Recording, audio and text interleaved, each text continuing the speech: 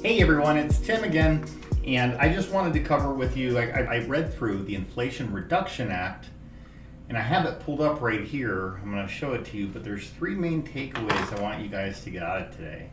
Number one, we're going to look at the medical stuff that could directly impact all of us. Number two, we're going to look at the tax credits that are going to be available on the EVs or the electronic vehicles, which is available now, but they've just been reformed a little bit. And then number three, we're going to look at the IRS funding. That should be fun. And if you stick around all the way to the end, we're also going to talk about a little bonus that I found in there that I'm not finding talked about on the internet, and maybe we can all find it and figure it out together. All right, so the medical stuff that's changing. Here's what's going to affect you. If you're on Medicare, your insulin is now capped at $35 per month starting January 1st of 2023. That's most insulin types. There will be some insulin types that aren't covered, but you'll have to talk to your medical professional to figure out what those are. They're going to implement some kind of a price control, and these price controls are going to be done through means of taxation. So it's not a true price control, but it's kind of like, hey, if you don't do it our way, if you raise the price on any of your medical drugs, then we're going to charge you with X amount of taxes. So it's going to force the drug companies to be a little bit more fair on their pricing. They're also going to allow Medicare now to negotiate with the doctor's office. So a lot of big changes in the medical stuff. Anybody out there who's covered under the Affordable Care Act, that's been extended all the way through 2025. So that's awesome. If anybody out there is covered with that, looks like that is going to go now until 2025. As far as like the adult vaccines, there was a medical share when you had Medicare where you're paying 50%, they're paying 50%. Now those adult vaccines that are required will be covered with a $0 copay. I find that is a very good thing. There are other benefits that are going to kick in 2024, but I'm not going to go over those today. I'm just going to cover what's in the immediate future for us. All right, and then let's now jump to number two, and that's going to be tax credit. So they have a tax credit for new vehicles to be at $7,500. Used vehicles will be at $4,000 max. $4,000. Max purchase price on the new vehicle has to be $55,000, but trucks and SUVs are limited to $80,000. The used cars are capped at $25,000. Okay. What they're trying to do with this is they're trying to make it so it isn't gonna be a tax credit for the people making over $400,000. So if your income is $150 filing single, or $225 filing head of household, or $300 filing joint or married filing joint. If you're under those caps, then you're going to qualify for the tax credit for the income purposes, and that's adjusted gross income for the annual income. Okay, the third thing that we're going to talk about is the additional IRS funding. So currently the IRS has a budget of about $13 billion, which has been expanded to $80 billion for 10 years. So that's a big difference, obviously going up almost 8 times, although there's some things in there. Let's go in and talk real quick about the history of taxes.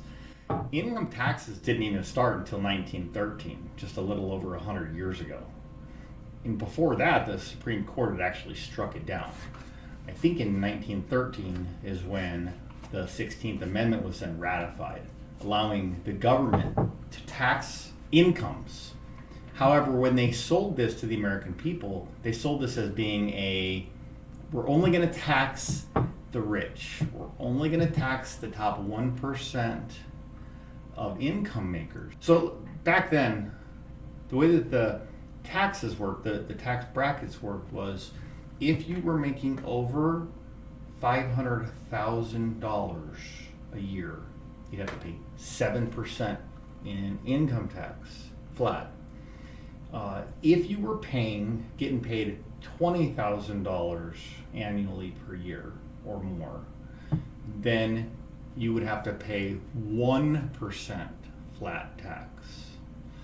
If you were making anything at $19,999 or under, then you are taxed at 0%.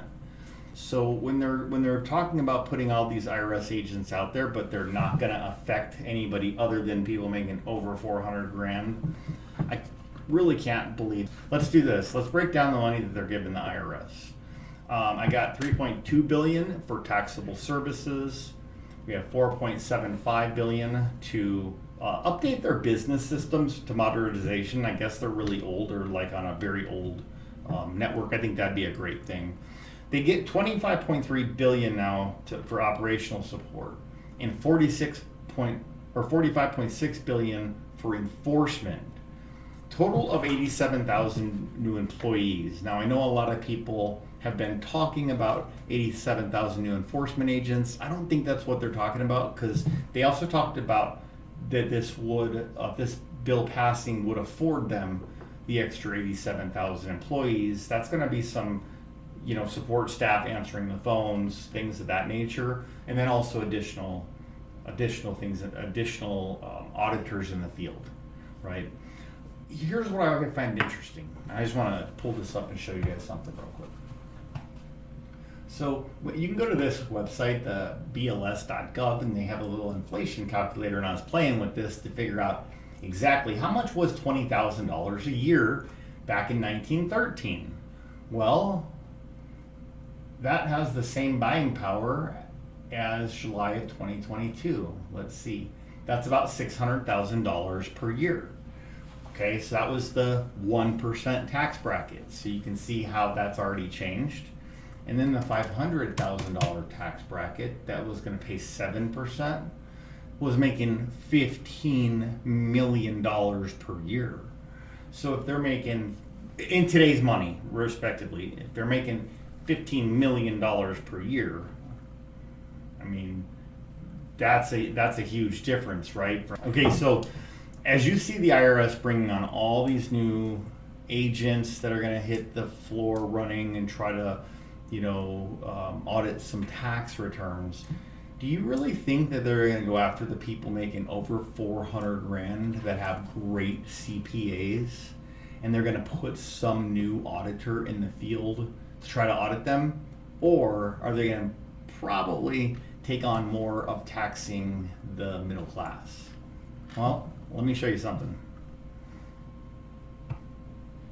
All right, so I found this to figure out who are exactly getting audited right now. And here's what you can find from 2021. Okay, very, very much important that this is a very recent table. Okay, so returns filed 23 million, IRS audits 306,000, and we have a 13%. And that's the lowest income wage earners. If you jump up to the highest income, or everybody else as they call it, the 352,000 on the 136 million returns filed means that they have only audited people in the higher tax bracket 2.6% of the time. So I find it very interesting that they always talk about taxing the rich, but then when it rolls downhill, we end up getting taxed. And I think the reason that that's important to bring up is when we're all cheering for people to get more taxes, that might not be such a good thing. We don't know where the money's going. What we do know is it's going to a bad economic actor. I mean, the government isn't the best economic actor. I think we all could do better with our money than they could. So anyway, the last piece I wanted to talk about was I found something in there called the Greenhouse Gas Reduction Fund. Let me show you. If you look right here, I found this greenhouse. Okay, so if you look here on page 667 of the bill, the actual bill itself, I have that pulled up and I'll link it down in the description below as well. You can see here that they have some kind of gas reduction fund where they're going to be giving out $7 billion here for states. Tribal governments are eligible for grants, loans. Okay, so it looks like they might team up with some banks or become a bank. I'm not 100% sure on that. General assistance, they got another 11.79 billion there. And see, these are significant numbers. I don't think these are small numbers. 8 billion there in estimate grants, right? So again, I think that we're seeing this grants and loans thing, grants and loans. We're seeing that over and over. So that would tell me that they're probably looking at either teaming up with a bank or somehow if anyone else knows anything more about this greenhouse gas reduction fund, please let me know, because I can't find anything on it other than California had one a while ago. If you Google like just the greenhouse reduction fund, then you'll find that like they've had something around forever in like California and other places, but nothing on a national level like this. So I'd be curious to learn more, and I'm sure you guys would too. All right, that's all for now. Appreciate you guys taking the time. If you liked the information I shared, consider liking, sharing, and subscribing. All right, that's all, folks. Have a good one.